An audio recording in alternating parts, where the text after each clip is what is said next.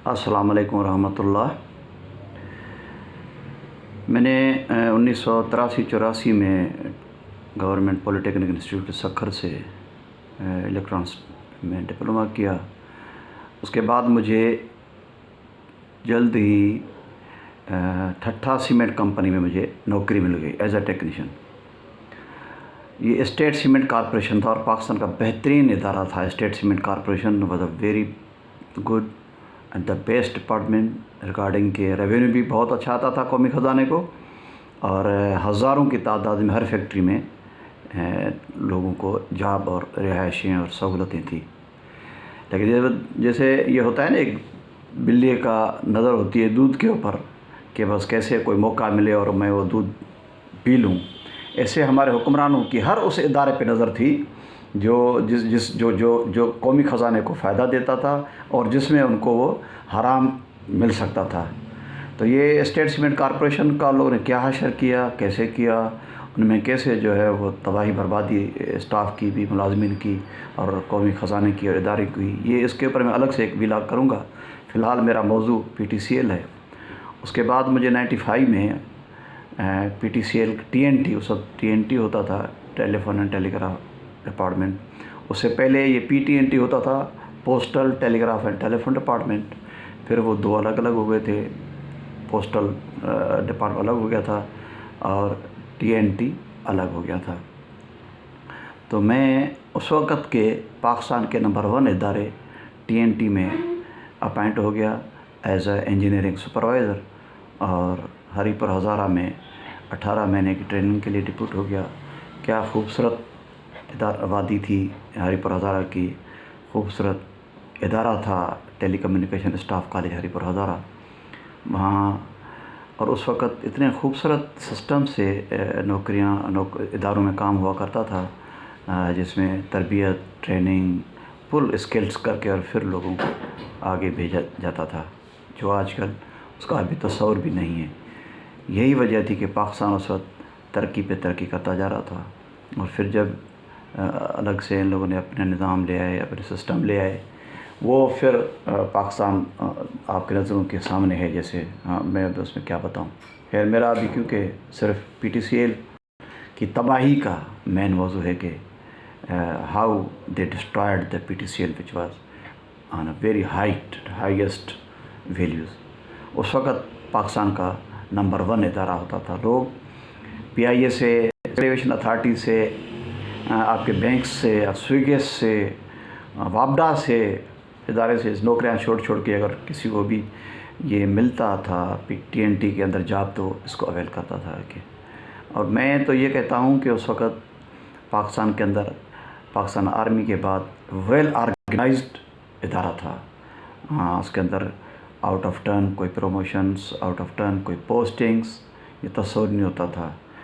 और तनख्वाहें, मराद, और उस वक्त पाकिस्तान के जो ज़्यादा बेनिफिट में थे रिगार्डिंग फाइनेंस, वो उसमें TNT नंबर 1 होता था। यानी TNT वो था इदारा जो सहूलतें भी देता था आवाम को, क्योंकि स्टेट का काम सिर्फ पैसा कमाना नहीं है, स्टेट का काम फलाह बहबूद भी है, स्टेट का काम कमाना भी है, फलाह बहबूद भी है, और वो जॉब्स, लोगों को रोज़गार लगाना, ये भी है, यानी वेलफेयर भी है। तो TNT उस वक्त तीनों काम कर रहा था, वेलफेयर भी कर रहा था, लोगों को दूर दराज इलाकों में फैसिलिटेट करता था, टेली कम्युनिकेशन की सहूलत दे के, और जॉब्स लोगों को देता था, रोज़गार देता था। और फिर रेवेन्यू भी बहुत ज़्यादा जनरेट होता था, अरबों रुपए में सालाना मुनाफा होता था। फिर जैसे मैंने बताया, जैसे गिद्ध होती है ना, गिद्ध वो ऊपर घूम रही होती है कि उसको कोई मौका मिले तो वो कोई ज़बरदस्त किस्म का कोई गोश्त ये खा लूँ, कोई मांस खा लूँ, ज़िंदा इंसान को खा लूँ। तो ये हमारे जो हुक्मरान थे, उनकी हद एक गिद्ध की तरह नज़र होती थी कि वो कौन सा इदारा है जिसको बस हड़प करके और खा लें। तो उसको फिर वो उन लोगों ने एक बुनियाद रखना शुरू कर दी, उसको TNT से घुमा के। यानी दुनिया में आप देखें कि नाम वही है। मैं सेरबिन सुना करता था जब हम 7वीं 8वीं में 1977-78 में पढ़ते थे। उसका जो म्यूज़िक होता था ना, BBC लंदन का, उसका जो सेरबिन शुरू होता था, टीन टीन وہ آج بھی وہ چینج نہیں کیا، اپنا لوگو نہیں چینج کیا. اور ہمارے روز لوگو چینج ہوتے ہیں، نام چینج ہوتے ہیں، اور کوالٹیز روز بروز نیچے چلتی جاتی ہے. وہ پہلے پی ٹی این ٹی اس کا لوگو الگ تھا، پھر ٹی این ٹی اس کا لوگو کچھ الگ کر دیا، اس کے بعد انہوں نے پی ٹی سی کر دیا. ہم بھی بڑے خوش ہوئے، کارپوریشن ہو گئی، اس کا لوگو الگ کر دیا. پھر پی ٹی سی ایل کر دیا، پھر اس کو لوگو چینج کر دیا. پھر پی ٹی سی ایل میں ہوتے ہوئے 10 لوگو اور چینج کر دیے ان لوگوں نے. وہ کوالٹیز اور وہ گرتی چلی گئی، اور یہ نام چینج کرتے چلے گئے. بس جیسے ابھی ہوتا ہے کہ بھائی ابھی ایک بندہ کو اچھا بندہ مر جاتا ہے، اسٹیڈیم کا نام فلاں بندے کے اوپر رکھ دو. نیشنل اسٹیڈیم تھا، اب فلاں نام کر دو، ایڈی اسٹیڈیم کر دو، یا کوئی بھی جو بھی. اگر کوئی اچھا آپ بھائی کوئی نئی چیز اس کے نام پہ بنائیں نا، نیا شہر بنائیں، کوئی نیا روڈ بنائیں، نیا ڈیم بنائیں، کوئی نیا کوئی اسٹیڈیم بنائیں، نئی ہاسپٹل بنائیں اس کے نام پہ. نہیں، وہ بنی ہوتی ہے. اس لیے ہمارے پاس گیمز اسپتال ہے جو ڈاکٹر بھٹی ہے، اس کی بڑی محنتوں سے وہ بنی تھی. Gambat institute of medical and sciences district Khairpur میں، رانی پور کے ساتھ ہے. اب اس کا نام چینج کر دیا تھا. وہ وہاں کا ہمارا پیر ہے، اب نام نہیں لوں گا، پھر ان کے مرید مجھے گالیاں دینا شروع کر دیں گے. اس کے نام پہ اس کو جو ہے وہ چینج کر دیا. حالانکہ اس سائن کا اس گیمز بنانے میں کوئی کردار نہیں. لوگوں نے ہڑتالیں کی، لیکن وہ نام چینج ہو گیا اس کا سائن. اب ہم لوگ یہاں پہ صرف نام چینج کرنے کے چکر میں لگے ہوتے ہیں. تو میں پی ٹی سی ایل کے اوپر آ رہا ہوں پھر، کیونکہ اتنے اداروں اور ہمارے ساتھ حکمرانوں نے، ہر آنے والے حکمران نے یہ اتنے حشر کیے کہ دل جل رہا ہے. جس کا بھی نام لے لو وہاں پہ کوئی نہ کوئی گند نکل آتا ہے. تو اس لیے میں کوشش کروں گا کہ بس پی ٹی سی ایل کے اوپر ہی فی الحال فوکس کروں. تو پھر ان لوگوں نے پی ٹی سی ایل بنا دی، پاکستان ٹیلی کمیونیکیشن کمپنی لمیٹیڈ. اچھا، پھر ان لوگوں نے اب دیکھا وہ 31 ارب نیٹ پرافٹ ہوتا تھا. گورنمنٹ دار تھا، 65,000 ملازمین تھے، اور گاؤں گوٹھوں میں ٹیلی فون کی سہولت ہوتی تھی. چھوٹے چھوٹے گاؤں میں بھی، دور دراز علاقوں میں بھی لوگوں کو سہولت بھی دے رہی تھی، یعنی ویلفیئر کا کام کر رہا تھا، اور لوگوں کو جابز مل رہی تھی. اور 31 ارب نیٹ پرافٹ تھا اس وقت. اگر میں اس ٹائم کا اگر ڈالر کا ریشو نکالوں آج، اور پھر ان لوگوں کی نظر پڑ گئی. جیسے میں نے بتایا پہلے اسٹیٹ سیمنٹ کارپوریشن تھا، وہ بھی بڑا کمائی والا ادارہ تھا، خزانے کو کما کے دیتا تھا، وہ پرافٹ والا ادارہ تھا. اس کو تباہ کیا بیچ باچ کے کوڑیوں کے دام پہ. پھر ان کی نظر پی ٹی سی ایل کے پر پڑ گئی. بھائی 31 ارب نیٹ پرافٹ دیتا ہے، 65,000 ملازمین کو بھی دیتا ہے. پھر اس کے اوپر اب اس کو بیچنا ہے. وہ بس اس کو اللہ تعالیٰ نے اس کو ایسے بھی زندگی میں ہم لوگوں نے اس کو دیکھا کہ اس کو کیا اللہ تعالیٰ نے عذاب دیا.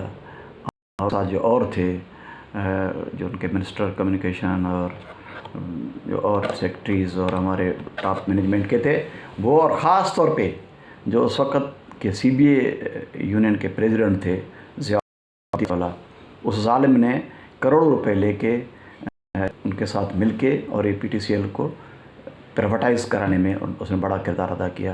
اس وقت جتنے بھی ادارے میں مختلف یونینز تھیں، سب نے مل کے ایک بڑی زبردست ہڑتال کی تھی کہ بھائی آپ وجہ بتائیں نا کہ پی ٹی سی ایل کو آپ پرائیویٹائز کیوں کر رہے ہو. خسارے میں یہ نہیں ہے، جو خسارے میں ادارے ان کو کرو. یہ فیسلٹی کو یہ نوکریاں بھی دے رہا ہے، جابز بھی دے رہا ہے، اور خزانے ریٹ پرافٹ میں آپ کو بچا کے بھی دے رہا ہے. بیچنے کی وہ ادارے بیچو جس میں وہ ہیں خسارہ ہے، یا جو جس میں ہیں، یا جس میں جابز کم ہیں. کوئی نہیں، پورا staff P T C L کا اس وقت ہڑتال پہ چلا گیا. جو بھی 8-10 چھوٹی موٹی گروپس تھے یونین کے، ان لوگوں نے سب نے مل کے ہڑتال کی.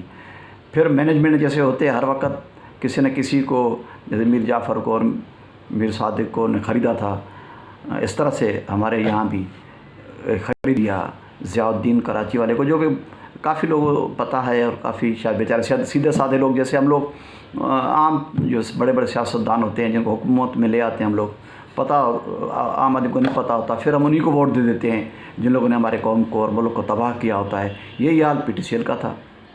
پی ٹی سی ایل کو تباہ کرنے میں جو ٹاپ مینجمنٹ میں، اس میں ایک سید مظہر شاہ جو اس وقت وہ اس کا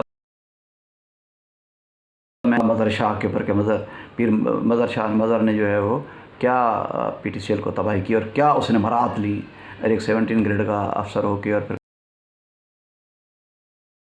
کہاں وہ اور پھر ضیاء اور ایک سانگی ہوتا تھا اس وقت، یہ دونوں سانگی اور اس نے ضیاء الدین نے ملا کے غداری کی، اور اچانک رات کو اٹھ کے اعلان کر دیا کہ بھئی ہم لوگوں نے کچھ ٹائم کے لیے منسوخ کیا ہے آج کو۔ حالانکہ اتنی پیک کے اوپر جب آپ کی جنگ جاری ہوتی ہے، آپ کی ایجیٹیشن جاری ہوتا ہے، اور اس ٹائم پہ آپ نے جو ہے اس ٹائپ کی جو کرنی ہے دنیا نے ان کو سپورٹائز کرنا تھا، انہوں نے سپورٹائز کیا، پھر تباہ، پھر لازمی ایک جب ٹوٹ گیا، ٹیمپو ٹوٹ گیا، پھر اس نے ایک دم اعلان کر دیا کہ لوگ ڈیوٹی پہ چلے جائیں۔